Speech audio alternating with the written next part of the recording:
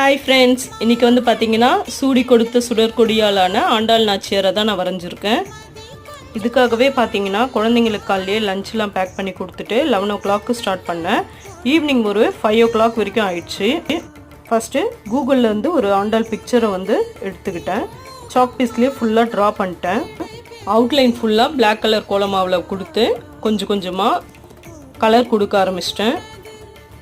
Finishing வந்து பார்த்திங்கன்னா எனக்கு ரொம்பவே மனநிறைவாக இருந்தது. உங்களுக்கு எப்படி இருக்குன்றது எனக்கு கமெண்ட்டில் சொல்லுங்கள்.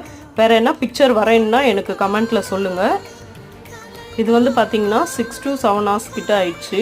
தனி ஒரு ஆளாகவே வரைஞ்சேன். ரொம்பவே பீஸ்ஃபுல்லாக இருந்தது மைண்டுக்கு.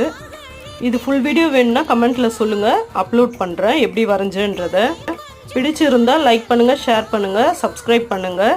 இன்னொரு நல்ல வீடியோவில் மீட் பண்ணலாம். Bye friends.